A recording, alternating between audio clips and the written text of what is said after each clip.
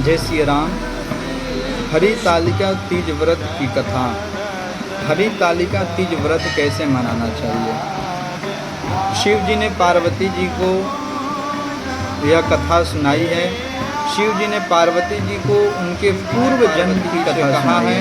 हे पार्वती, आपने पिछले जन्म में मुझे प्राप्त करने के लिए बाल्य अवस्था में ही ये हरितालिका तीज व्रत आपने किया था। इस तीज व्रत को करने के कारण ही आपको मैं पिछले जन्म में पति के रूप में प्राप्त हुआ था। तो ये व्रत कैसे करना चाहिए? शास्त्रों में ऐसा उल्लेख है कि हरितालिका तीज व्रत के दिन विशेष रूप से गौरी शंकर का पूजन किया जाता है।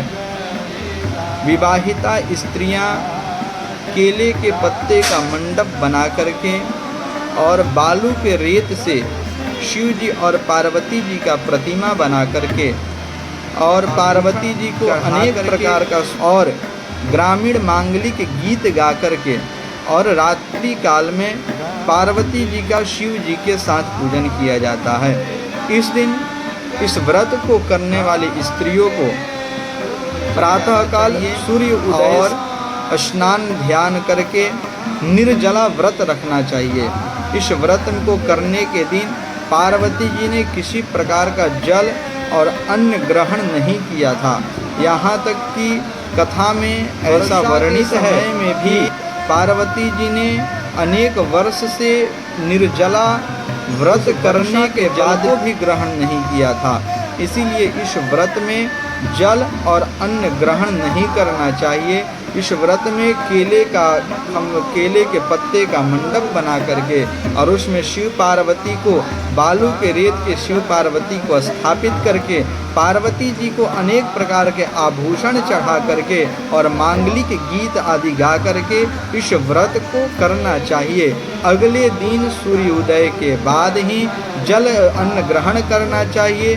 शास्त्रों में ऐसा मान्यता है कि इस व्रत को तोड़ने के लिए सर्वप्रथम खीरा ग्रहण करना चाहिए, उसके बाद इस व्रत को समापन करना चाहिए। इस व्रत को कुंवारी कन्या भी कर सकती हैं, किंतु जो सुहाग का जो वस्तु है वो कुंवारी कन्या किसी विवाहिता स्त्री को दान कर देती हैं और जो विवाहिता स्त्री होती हैं वो जो सुहाग का वस्तु होता है उसे रखती हैं, कुछ वस्तु उसमें से रख लेती हैं जो अपने जीवन शैली में उसका उपयोग करती हैं।